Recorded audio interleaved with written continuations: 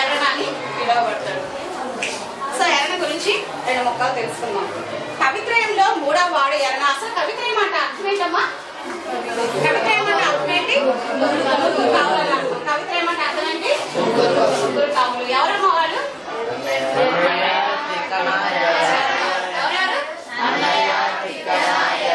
నన్నయ్య, తిక్కన, ఎర్రన. వీరి ముగ్గురు కలిపి ఏమంటారమ్మా? ఏమంటారు? ఎర్రన. ముగ్గురు కలిపి కవిత్రయం అని పిలువబడతారు. సో ఇప్పుడు మనం ఎవరి గురించి మాట్లాడుకుంటున్నాం? ఇక్కడ ఎవరి గురించి మాట్లాడుకుంటున్నాం? ఎర్రన. ఎవరి గురించి మాట్లాడుకుంటున్నాం? మీరు మాత్రమే చెప్పండి. మీరు మాత్రం జస్ట్ మీరు చెప్పేసి మీరు మెయిన్ కంటెంట్ చెప్పండి. మీరు ఆన్సర్స్ ఇవ్వండి. కవిత్రయంలో 3వ వాడు ఎర్రన. కవిత్రయంలో ఎన్నో వాడమ్మా? 3వ వాడు ఎర్రన. 14వ శతాబ్దపు ప్రథమార్థంలో జీవించిన ఎర్రన తల్లిదండ్రులు పోతమాంబిక, సూర్యనారులు. సో ఎన్నో శతాబ్దపు కవి మాగిన 14వ శతాబ్దపు కవి. ప్రథమార్థం అంటే ముందున్న భాగమా వెనుకున్నటువంటి భాగమా? ముందున్నటువంటి భాగము. ప్రథమార్థం మెడగొట్టండి. ప్రథమ ప్లస్ అర్థం. ఇక్కడ పూర్వపదం ఏంగా చెప్పుకుంటాం మనం? ప్రథమ అనేది పూర్వపదం, అర్థం అనేది పరపదం. పూర్వపదంలో ఏ అక్షరానికి మనం ప్రాధాన్యత? అక్షర ప్రాధాన్యత ఇస్తామా, శబ్ద ప్రాధాన్యత ఇస్తామా?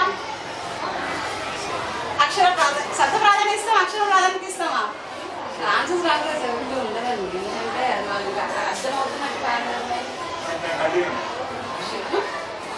ఇక్కడ మాలో ఆ పలుకుతుంది, ఇక్కడ పరపదంలో ఆ పరమవుతుంది. సో 2 కూడా సమానమైన వర్ణములు కాబట్టి ఇక్కడ దీర్ఘం ప్రథమార్థం మా అనేటువంటి దీర్ఘం వస్తుంది. సో ఇది సవర్ణ దీర్ఘస్తుంది. సూత్రం ఏంటి? ఆ ఈ ఊర్లకు అవే అచ్చులు కనుక పరమైతే వానికి దీర్ఘం వస్తుంది. సో ఇక్కడ శబ్దం తీస్తే ఆ వస్తా ఉంది, ఇక్కడ పరపదంలో ఆ పరం అవుతుంది. 2 కూడా సమానమైనటువంటి వర్ణములు కాబట్టి స వర్ణ దీర్ఘ సంధి. స వర్ణ అంటే స అంటే సమానమైన, వర్ణ అంటే వర్ణములు. వర్ణములు ఇస్ నథింగ్ బట్ అక్షరాలు. 2 కూడా అక్షరాలు కనిపిస్తుంది కాబట్టి ఇక్కడ దీర్ఘం అనేది రావుతుంది. సో ఎర్రన గారు 14వ శతాబ్దం ప్రథమార్థంలో జీవించినటువంటి కవి. ఈయన తల్లిదండ్రులు ఎవరు?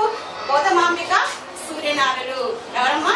పోతమాంబిక, సూర్యనారులు. ఈయన గురువు శంకర స్వామి. ఈయన ఎవరి దగ్గర శిష్యరికం చేశాడు? శంకర స్వామి దగ్గర శిష్యరికం చేయడం జరిగింది. అర్ధంగి రాజధానిగా చేసుకుని పరిపాలించిన ప్రోలై వేమారెడ్డి ఆస్థాన కవి.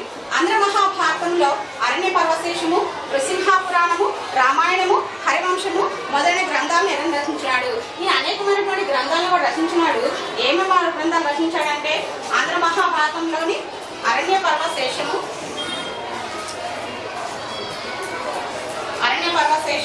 తర్వాత నృసింహపురాణము,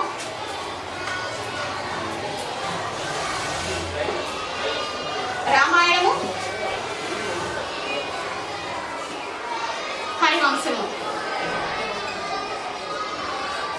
ఎన్ని కూడా అయినా రచనలుగా మనం చెప్తాము.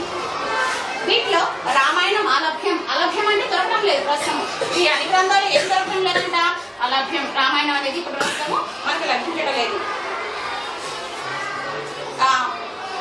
అలభ్యం. తన రామాయణ హరివంశాలను వేమారెడ్డికి అంకితం చేసిన భారతాన్ని రాజరాజ నరేంద్రునికి, నృసింహపురాణాన్ని అహోబల నృసింహస్వామికి అంకితం ఇచ్చాడు.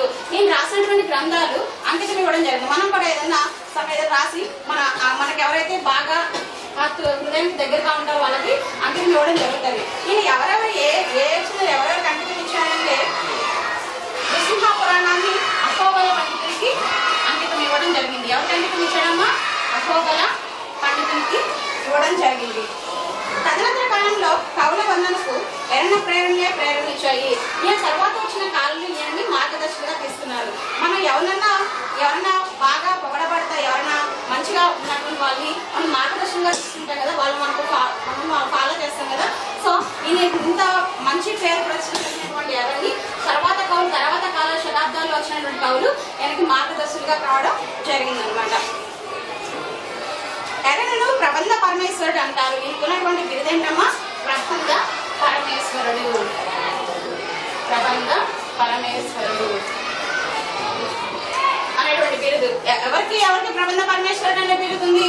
ఎరణకి ప్రబంధ పరమేశ్వరుడు అనేటువంటి బిరుదు ఉంది. ఇతని శివభక్తి పారమ్యాన్ని అనుసరించి శంభుదాసుడు అనే పేరు గాంచారు. అంతేకాకుండా శంభుదాసుడు అనేటువంటి బిరుదు కూడా ఈయనకి ఇవ్వడం జరిగింది. దేని మూలంగా ఇవ్వడం జరిగింది? ఈయన ఎవరి భక్తుడు? శివుని భక్తుడు కాబట్టి శంభుదాసు అనేటువంటి బిరుదు కూడా ఇవ్వడం జరిగింది. ఎరణ రచనా ప్రభావం పోతన మీద ఉన్నదని విమర్శకులు భావిస్తున్నారు. ఈయన ప్రభావం అంతా తర్వాత వచ్చినటువంటి కవులు ఆదర్శంగా తీసుకుని చెప్పుకున్నాం కదా, పోతన కూడా ఈయన ఫాలోయర్గా తీసుకున్నాడు అని మనం ఇక్కడ చెప్పడం జరిగింది. సరే, ప్రవేశిక చూద్దాం. కాన్సెప్ట్. అబానా గోపాలానికి ఆత్మీయ బంధువు చందమామ. చందమామ నుండి జాలువార అమృతం వెన్నెల. అందమైన చందమామను చూపిస్తూ చందమామ రావే, జాబిలి రావే అంటూ కమ్మని పాటను వినిపిస్తూ అమ్మ గౌరముద్ర తినిపించిన మనందరికీ అనుభవంలోని విషయమే. చిన్నపిల్లలకు వెన్నెలంటే ఎంతో ఇష్టం. శ్రీరామచంద్రుని అంతటి వాడే బాల్యంలో చందమామ కావాలని కోరిపెట్టాడంటే చంద్రబింబం ఎంత ఆకర్షణీయమో తెలుస్తుంది. అటువంటి చందమామ వెలుగైన వెన్నెలను మన కవులు కావ్యాల్లో ఎంతో అద్భుతంగా వర్ణించారు. ఇప్పటికీ వర్ణిస్తూనే ఉన్నారు. అమృత కిరణానికి అమూల్య సంపదను ఎంతో రమణీయంగా వర్ణించారు. నృసింహపురాణంలో ఆయనను వారిని ఆస్వాదిద్దాం. ఇందాక మనం మాట్లాడుకున్నాం, వెన్నెల అంటే ఎవరు కూడా ఇష్టపడినటువంటి వాళ్ళు ఎవరు కూడా ఉండరు. ప్రకృతిని ప్రేమించినటువంటి వాళ్ళు ఎవరు కూడా ఉండరు కదా. ఏంటి ప్రకృతి అందాశయంగా ఉంది అనుకున్నారు ఎవరు ఉంటారా? మనం మంచి మనసుతో ఆహ్లాదకరంగా మన దృష్టిలో చూస్తే ప్రతిది కూడా అంటే మనం డైలీ చూస్తా ఉన్నాం, కానీ దాంట్లో ఉన్నటువంటి దాన్ని మనం పెద్దగా గమనించాం. తీక్షణంగా కాన్సన్ట్రేట్ గా మంచి దృష్టితో చూస్తే దాంట్లోనే అందాన్ని మనం తప్పకుండా ఆస్వాదిస్తాం అన్నమాట. అందుకే ప్రవేశిక. సో పాఠభాగ ఉద్దేశం చూడండి.